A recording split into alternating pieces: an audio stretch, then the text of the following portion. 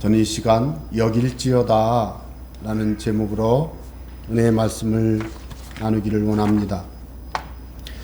우리 그리스도인들이 가장 많이 사용하는 용어는 무엇일까요? 저는 은혜라고 생각합니다. 물론 믿음, 사랑, 성경 말씀 이런 여러 가지 용어가 있지요. 그런데 저는 은혜라는 용어를 감동스럽게 봤습니다. 성경에 보면 은혜와 비교되는 용어는 긍휼입니다. 긍휼은 자격이 있는 자가 자기의 권세를 주장해서 요구하는 거예요.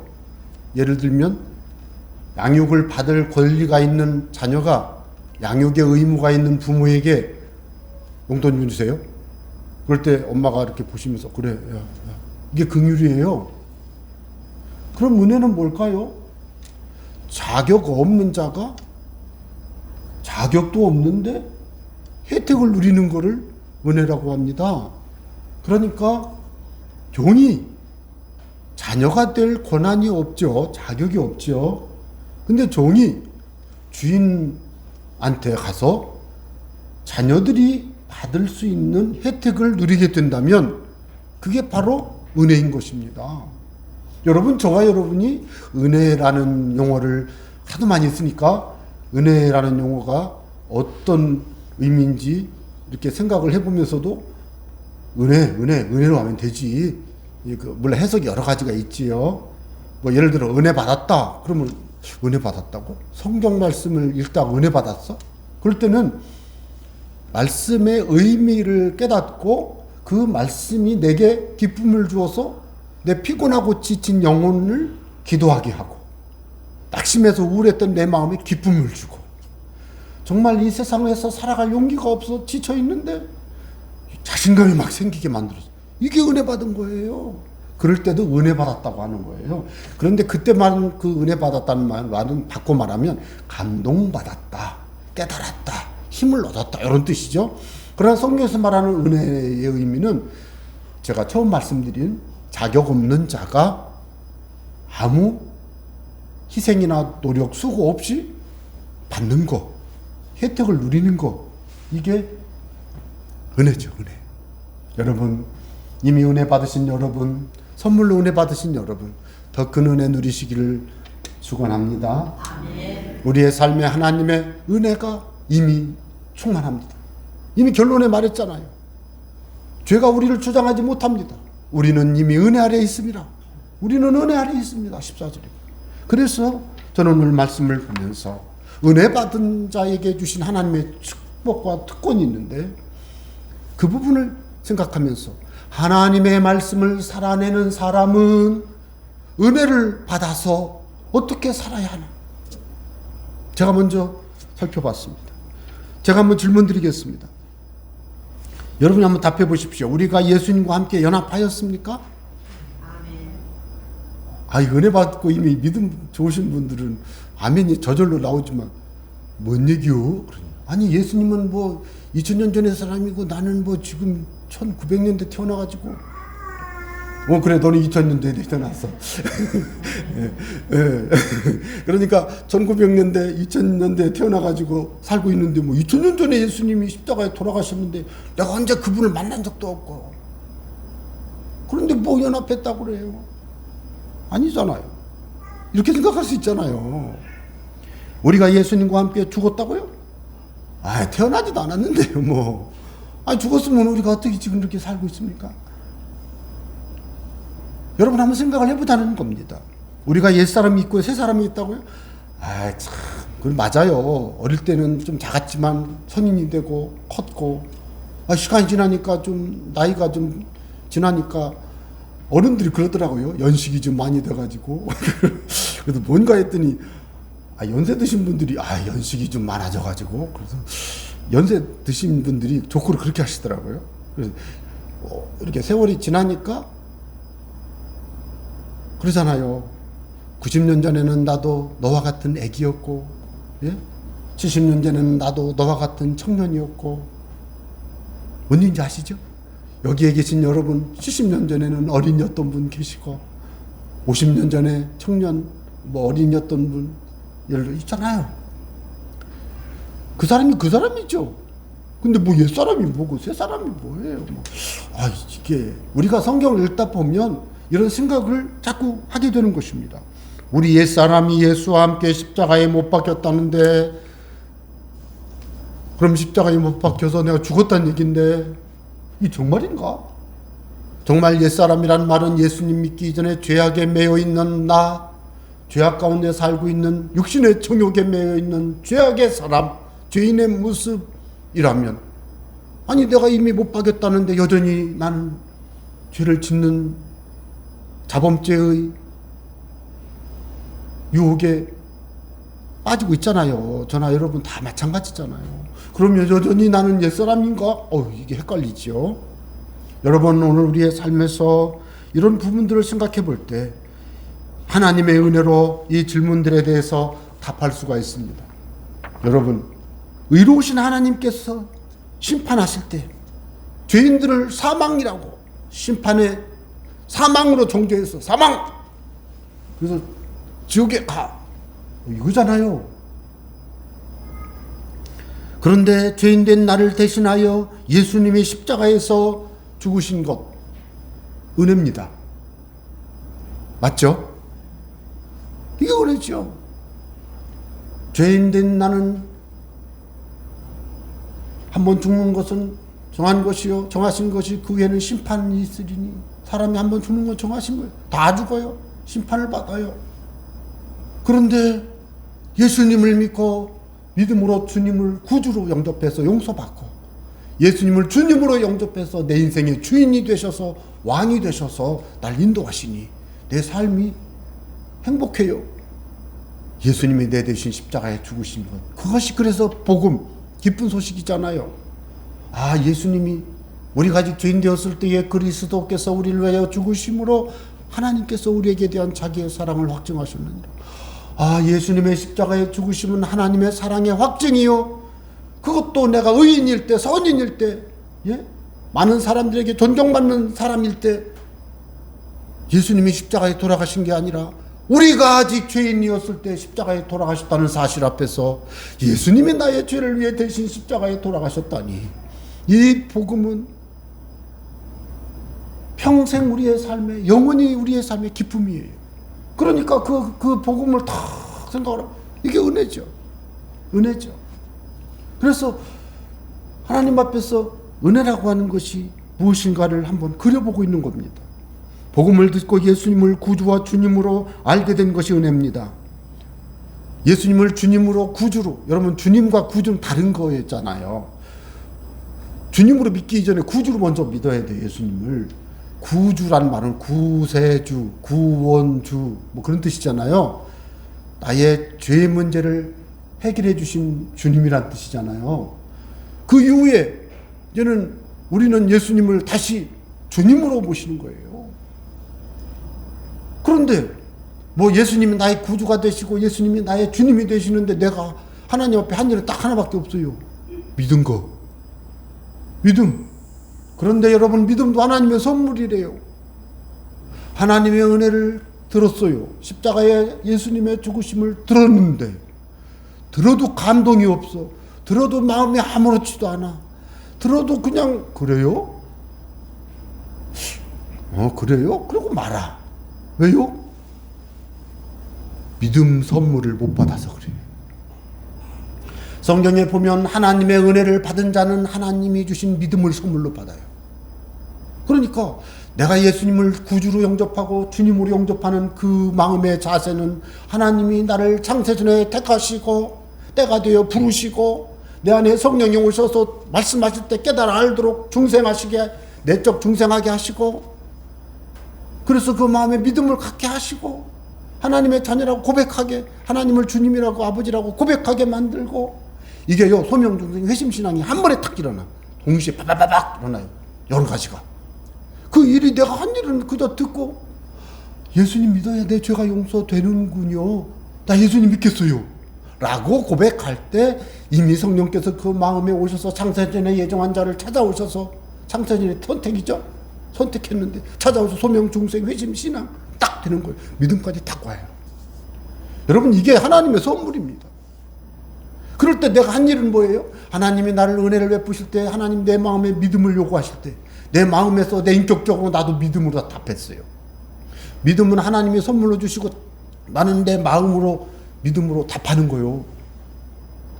그러니까 하나님이 주신 선물의 믿음과 내 마음에서 나오는 응답의 믿음이 연합해서요 구원을 이루는 거예요, 여러분. 그러니까 그런 일들이 내 삶에서 이루어지고 있는데 이게 은혜지. 예? 이게 은혜죠. 이게 은혜죠.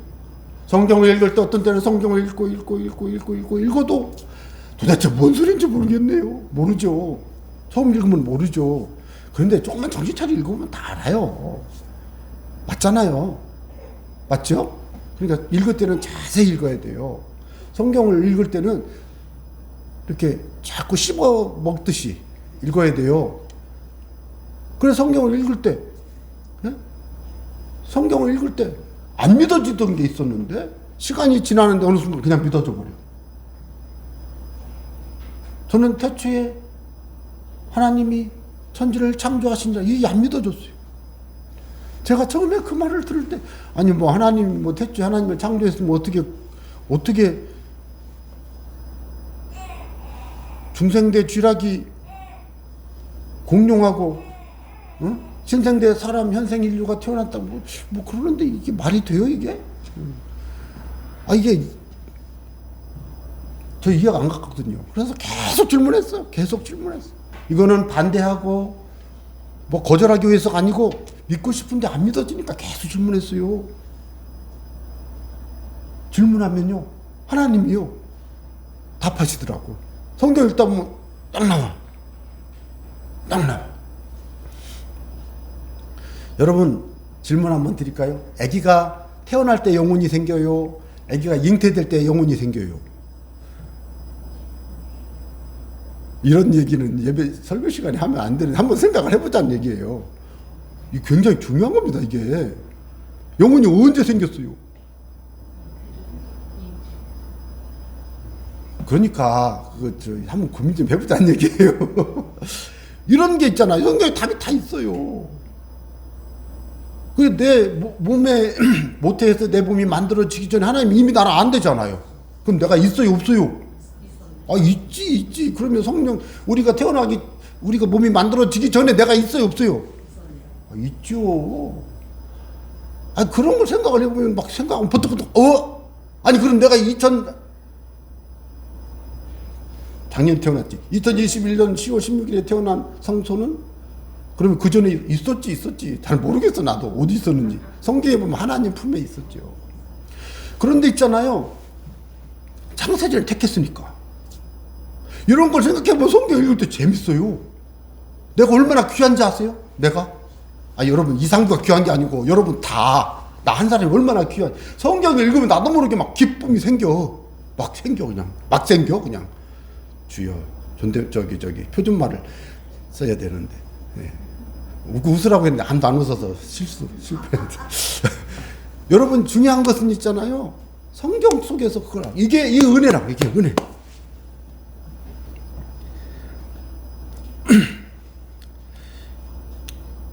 자, 먼저 보겠습니다. 간단히 볼 거예요. 이거 다 못 봐요. 자, 무릇 그리스도 예수와 합하여 그랬죠. 그의 죽으심과 합하여 그랬죠. 4절. 우리가 그의 죽으심과 합하여, 이 무슨 뜻일까요? 만일 우리가 그의 죽으심과 같은 모양으로 연합한 자, 또한 그의 부활과 같은 모양으로 연합한 자, 우리는 예수님과 연합했대네요. 연합했대잖아요. 이게 은혜죠. 맞죠? 분명히 지금 제 얘기가 아니죠? 그런데 6절. 우리가 알거니와 우리 옛사람이 있잖아요. 예수와 함께 십자가에 못 박힌 것은, 태어나지도 않은 우리 옛사람이 어떻게 십자가에 못 박혔죠? 죄의 몸이 죽어, 태어나지도 않은 죄의 몸이 죽어 다시는 우리가 죄에게 종노릇하지 아니하려 함이니. 그렇구나, 그거죠. 하나님 하나님의 계획은 2000년 전에 예수님이 태어나셨고 그날을 오늘로 한다면 예수님이 출생한 그날을 중심으로 예수님 출생 이전, 예수님 출생 당시, 예수님 출생 이후에 모든 사람들의 죄의 문제를 단번에 해결하기 위해 예수님이 한 시점에 이 땅에 오셨어요. 그래서 예수님이 십자가에 돌아가시는 그 순간, 예수님이 십자가에 못 박혀 죽임당하시는 그 순간 이전의 사람들의 모든 죄의 문제도, 그 당시의 그 죄의 문제도, 그 위에 모든 사람들의 죄의 문제, 쉽게 말하면 모든 인류의 죄의 문제가 예수님의 십자가를 통하여 해결됐다는 뜻입니다. 생각해봐요. 그럼 우리 예수님은 세긴 세. 한 번에 끝나버렸어. 맞아요. 한 번에 끝내요. 이는 죽은 자가 죄에서 벗어나 의롭다 하심을 얻었습니다. 죽은 자들이요, 혹은 아직 태어나지도 않았는데 죽었대요. 왜? 아담 이후로 5장에 나오잖아요. 아담 이후로 한 사람이 범죄함으로 모든 사람이 죄 있는 것 같이 한 사람이 의를 행함으로 모든 사람이 의인이 됐어요. 예? 아담의 범죄를 둘째 아담 예수님이 해결하셨잖아요. 그러니까 우리가 태어나기도 전에 우리를 죄인 만들어버린 할아버지 아담이 잘못했지만 다시 오신 둘째 아담 예수님이 오셔서 우리가 태어나기도 전에 우리의 죄의 문제를 다 해결해버렸으니 이게 왜 은혜입니까? 만일 우리가 그리스도와 함께 죽었으면 또한 그와 함께 살 줄을 믿노니. 아니 태어나지도 않았는데 이미 죽었다고 그러더니 또 산대잖아요. 여러분, 이것이 오늘 우리가 마음에 누리고 있는 은혜인 줄로 믿습니다. 이는 그리스도께서 죽은 자 가운데서 살아나셨음에 다시 죽지 아니하시고 사망이 다시 그를 주장하지 못할 줄을 알미로라. 맞잖아요. 그런데 10절, 이게 중요하죠. 그가 죽으심은 죄에 대하여 단번에 죽으심이요, 죄를 한 번에 끝냈어요. 해결했어요. 그가 살아계심은 지금도 살아계십니다. 하나님 보좌 우편에 앉아 계셔서 우리를 위해 기도하시고 이미 성령을 보내주셨고 이 땅을 통치하고 계시고 재림의 주님, 심판의 주님으로 오실 것입니다. 그가 살아계십니다. 그런데 하나님 보좌 우편에 앉아서 하나님께 기도하며 계십니다. 그러니까 살아계시잖아요 지금. 그래서 이제 우리가 알아야 될 게 있어요. 이와 같이, 이게 중요해요. 이와 같이.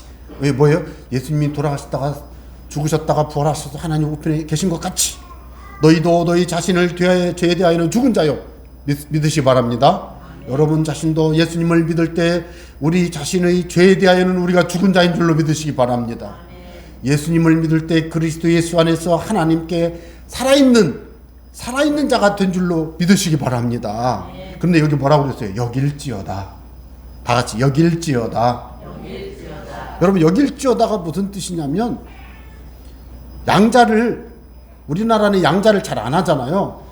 그런데 양자를 이렇게 할 때 그 양자가 그 아들이 그 부모님 자녀 아니잖아요. 근데 요즘 호적이라고 안 하고 가족관계 등록인가? 거기에 이렇게 올려. 자녀를 올려. 올리면 그때부터는 법적으로 자녀입니다. 자녀예요. 혈연으로는 아니지만 법적으로는 자녀예요. 그러면 입양해서 가족관계 등록부에 등록을 한 후에는 그 아기를 우리 아기라고 생각하죠. 그런데 가끔씩 파양을 하더라고요. 파양이 뭔지 알죠? 입양의 반대잖아요. 입양했던 아이를 입양을 취소하는 거. 그래서 다시 돌려보내. 그래서 그런 과정을 여러 번 겪은 아기는 마음의 상처가 커서 힘들더라고요. 제가 몇 번 그런 이야기들을. 사실은 제가 기도하고 있는 게 하나 있는데 하나님이 저한테 한 가지 감동을 주신 게 있어요. 베이비박스 사역이에요. 여러분들께서 오늘은 제가 그 말씀을 못 드리겠는데 내가 기도하고 있어요. 사실은 이 베이비박스가 뭐냐면 우리나라 10대들의 그 출산이 좀 있습니다. 그런데 10대 출산이 된 뒤에 아기를 영아를 유기하는 일들이 있고, 그래서 보통 지금 두 군데서 광주까지 하면 3군데인데 베이비박스를 운영하는데 이틀에 1명, 이틀에 한 명 정도의 아기가 의탁이 되더라고요. 저는 하나님께 기도했어요. 하나님, 제가 진짜 목회를 하고 싶고 하나님 생명 사역을 하고 싶습니다. 기도하는데 제 마음에 그 전에 한번 기도를 했던 거예요. 사실은 그 전에 제가 기도를 하고 있다가 여러 가지 지금 제가 여러 가지 어려운 과정에 있잖아요. 그래서 그것을 하다 보니까 이게 지체된 거예요. 근데 요즘 성령께서 다시 제 마음에 기도를 주셨어요. 그리고 그런 사람을 만나게 하셨어요. 같이 대화하게 됐어요. 막 내 가슴에 막 터질 것 같은 막 그 감동이 오고 눈물이 나고 막 하나님이 저를 자꾸 이렇게 부르시는 그런 감동을 받고 있어요. 그래서 기도했어요, 저는. 그래서 제가 많이 좀 사실 내가 알아보니까 이거 보통 일 아니더라고요. 신생아를 10대 미운 아이들은 아기를 세상에 자기가 애를 낳아가지고 아무한테 말도 안 하고 그 아기를 그 새벽에 당부에 싸서 와서 아기를 의탁하고 울다 가요. 그 전에 1년 전에 방송된 바에 의하면 베이비박스 가까이에 와서 어딘지를 모르는 거야, 이 애기 엄마가. 이게 10대 학생이. 그 베이비박스 안에 넣으면 따뜻하고 이 벨이 올리고 하니까 다 구급이 되는데 그걸 못하고 가까이 옆에 있는 어디 그냥 놓고 간 거야, 애기를. 죽었잖아요. 막 그러니까 막 그냥 가슴이 여러분, 그런 일들이 우리의 삶에서 우리 교회는 어떻게 해야 되냐. 교회는 생명 사역을 해야 돼요. 그리고 교회는 세상하고는 달라야 돼요. 그래서 저는 지금도 또 자꾸 저기 다리 밑에 있는 그분 자꾸 그냥 성령이 자꾸 건드리셔 막, 야 이놈아. 그래서 여러분, 저는 그래요. 정말 우리 예수 믿는 사람이요 달라야 돼요, 여러분. 세상 사람들과는 달라야 돼요. 어떻게 달라야 돼요? 달라야 돼요. 여길지어다. 내 아이가 아닌데 내 아이같이 여기고, 예? 안 도와줘도 누가 뭘 안 하지만 도와야 돼. 도와야 돼요. 이게 오늘날 예수 믿는 사람들이 암만 욕을 많이 먹어도 아직도 우리나라의 복지사역은 지금은 국가에서 많이 하잖아요. 국가에서 많이 하기 때문에 솔직히 말해가지고 요즘 국가가 많이 합니다. 근데 제가 연구하던 때는 2000년대 1999년 8년 요때는요, 우리나라 1년의 복지금의 70%를 개신교가 냈습니다. 이거는 통계를 갖고 있어요, 제가. 그때 제가 그걸 발표를 했고, 25%는 천주교가 했습니다. 4%는 불교가 했습니다. 이제 약간 수치가 틀릴 거예요. 그리고 이제 일반인들 거의 안 합니다, 여러분. 요즘은 좀 달라지긴 했지만, 그런데 요즘 제가 만났던 어떤 분, 제가 그분한테 한 달에 50만 원 못 주거든요. 근데 국가에서 60만 원 주더라고. 어떤 사람은 200만 원 주더라고. 교회가 어떻게 합니까? 그 많은 거를 못하지. 이제는 안 돼요. 이제는 밥 해주는 시대가 지났어요. 그래서 하나님께서 우리 교회에 전도해야 됩니다, 교회는. 그죠? 예. 그런 걸 하면서 이런 걸 하는 거예요. 그래서 제가 여길지어다 하면서 잠깐 이렇게 지금 말씀을 드렸는데, 뭘 여겨야 되느냐. 나는 행위로는 죄인이지만 믿음으로는 의인인 줄로 여기시기 바랍니다. 아멘. 뭐라고 말씀했습니까? 우리는 여전히 죄악 가운데 있습니다. 예수님을 믿을 때 원죄가 용서받았지만, 예수님을 믿고 원죄 용서받았지만 아침에 일어나서 숨을 쉬는 순간 계속 죄를 짓고 있습니다. 그래서요, 누가 제일 죄가 적냐? 애기. 우리 저 어른 죄송하지만 누가 죄가 제일 많냐? 오래 사신 분. 다른 뜻이 아니요. 오해하지 마셔요. 권사님 오해하지. 제가 말씀드린 게 뭐냐? 회개하지 아니한다면.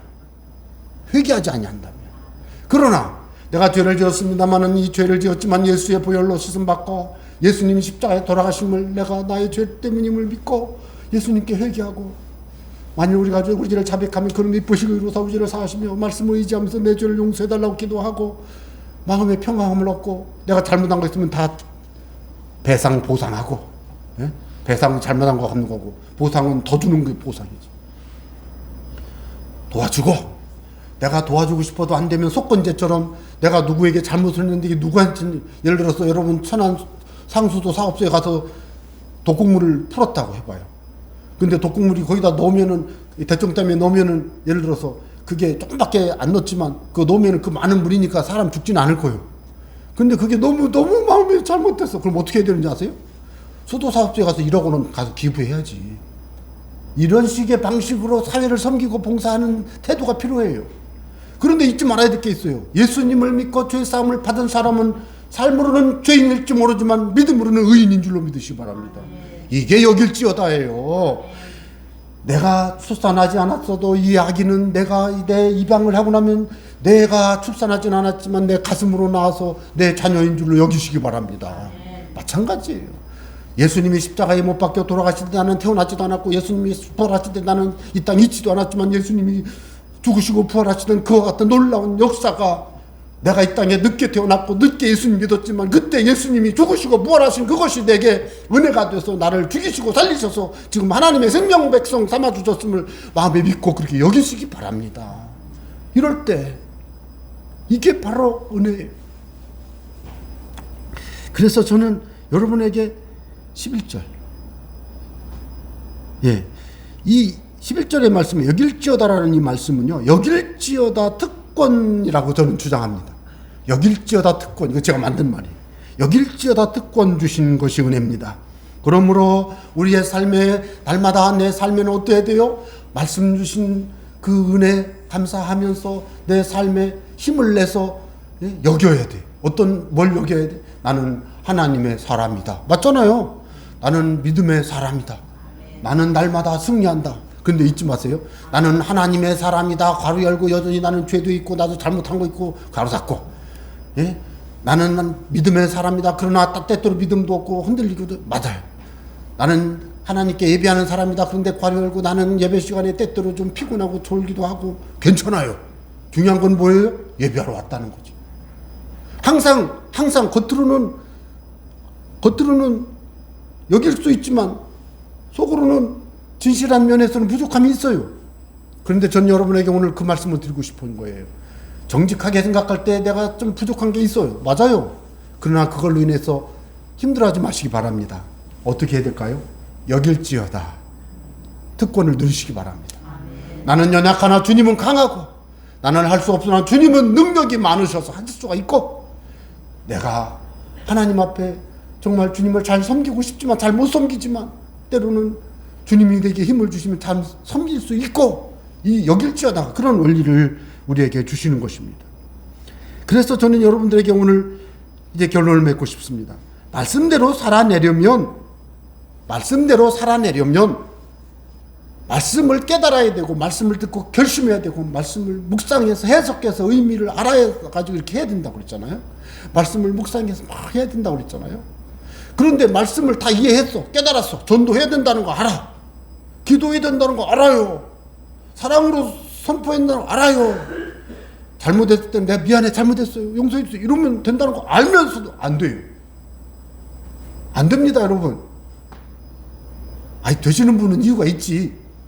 될 만한 이유가 있죠. 거의 다 안 됩니다. 왜 안 되는지 한번 생각해 보셨죠? 제가 여러분들에게 오늘 그 말씀을 드리고 싶은 거예요. 첫째는 뭐냐? 12절. 그러므로 너희는 죄가 너희 죽을 몸을 지배하지 못하게 하여. 죄가 나를 지배하면 안 돼. 몸의 사욕, 육신의 정욕에 순종하지 말고. 죄가 내 막 몸을 지배해서 이 몸이 자꾸 죄를 지어. 죄가 시키는 대로 죄를 지어 범죄, 정욕을 따라 살아요. 이걸 하지 말고. 이건 뭐예요? 최소한 하지 말 건 하지 말아야 돼. 이거는 소극적인 방법이에요. 소극적인 방법. 여러분, 죄 안 짓는 제일 좋은 방법이 뭔지 아세요? 잠만 자는 거예요. 잠만 잔 사람은 다른 사람 피해는 안 미치잖아요.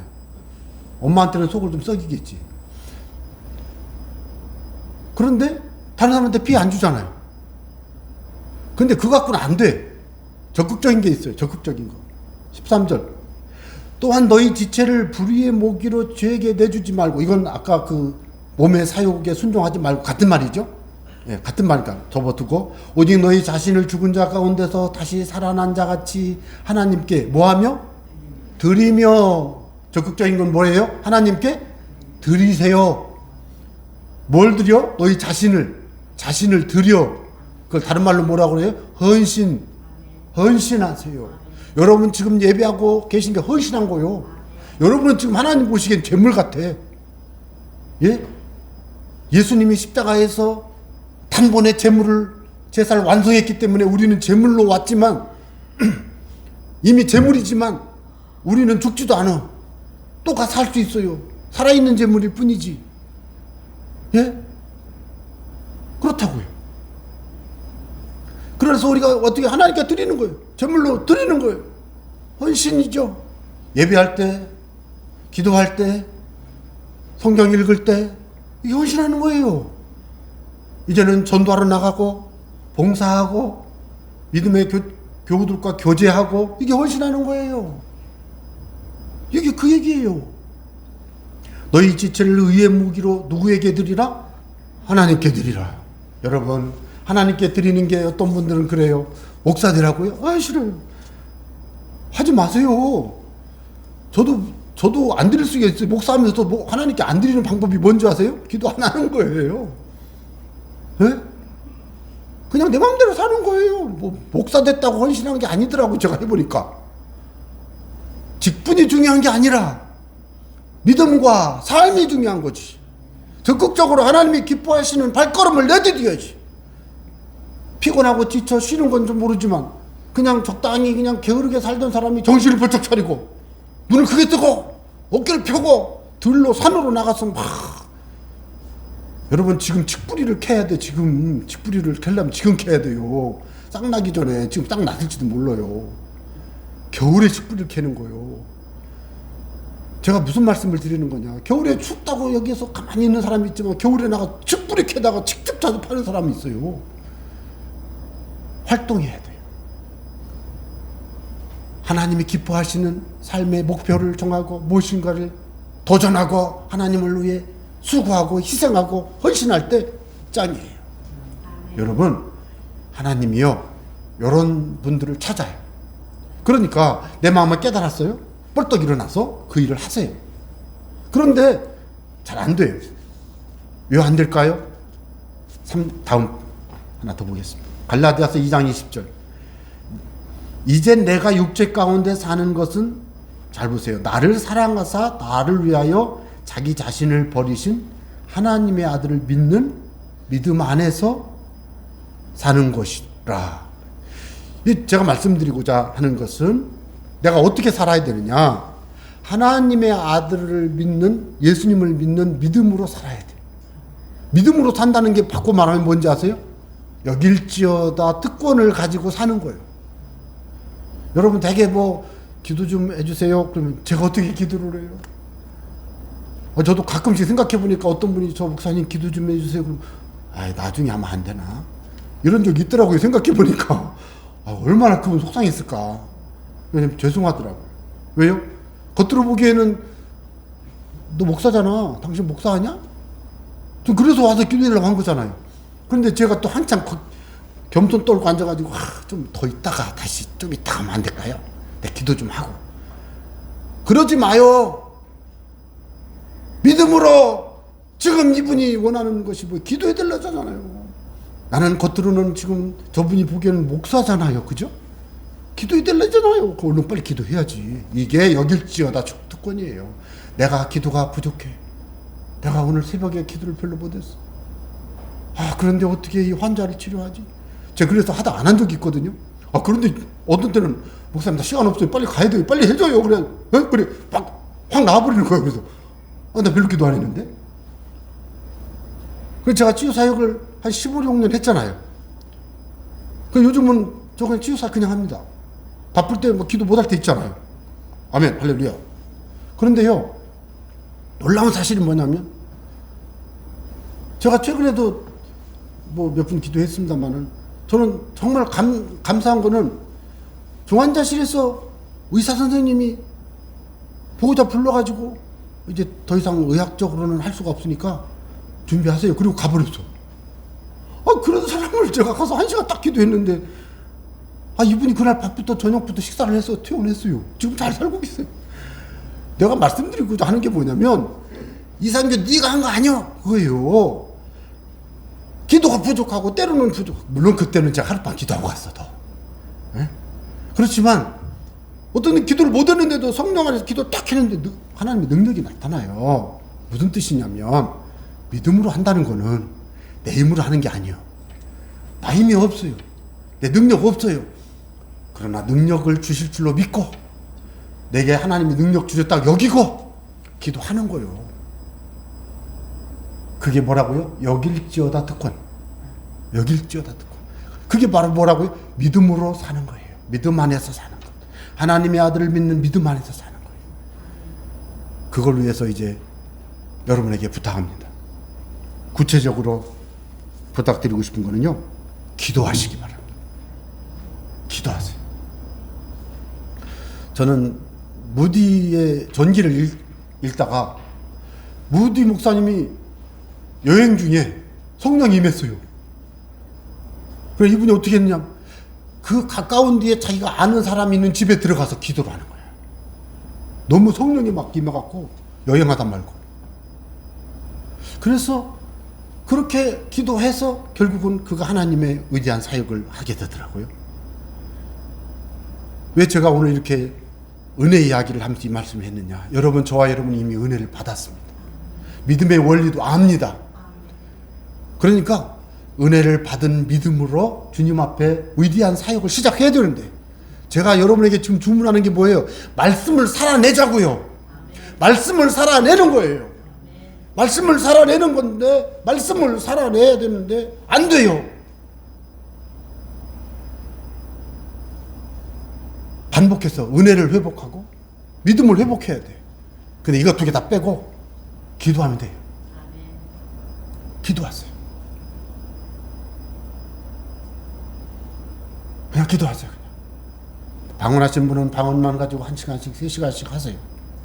방언 못 하시는 분은 기도 제목을 10가지를 적어요. 30가지를 적어요. 기도 시간을 딱 정해요. 30가지? 30분이야. 하나에 1분씩. 3시간 할 거다. 그러면 분으로 나눠가지고 하나 몇 분씩. 그 시간에 그 기도하는 거예요.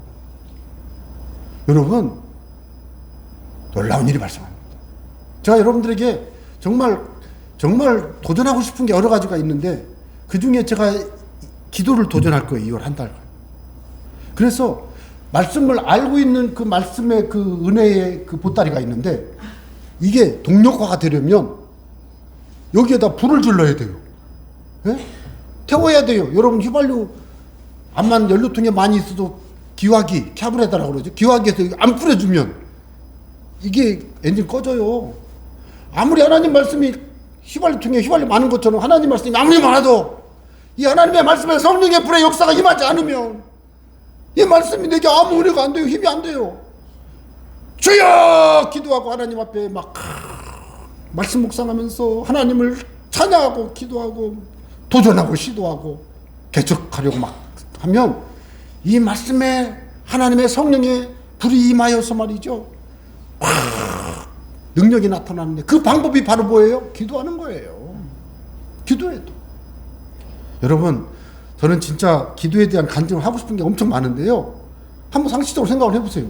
아니, 어떻게 의사가 포기한 폐렴이 폐가 2개 있잖아요. 그럼 이게 90% 정도, 95% 되면 죽어요. 염증이, 폐렴이. 근데 의사가 포기한 사람이, 아니 내가 무슨 뭐라고 가서 내가 예수의 이름으로 축복합니다. 예수님의 이름으로 축복합니다. 이거 왜 나왔을까? 왜 나왔을까? 하나님이 이 사람을 구원하시고 이 사람을 사랑하니까 저를 사용하신 거죠. 근데 어떤 사람은 암만 기도해도 안 되는 사람이 있어. 그래서 제가 겸손해질 수밖에 없는 거예요. 그 제가 하는 게 아니거든요. 그런데 언제 그런 일이 일어난다고요? 기도할 때. 믿습니까? 그럼 기도할래요? 안 할래요? 기도하겠습니다. 감사합니다. 오늘도 주님은 살아계시고 우리의 삶 가운데 하나님의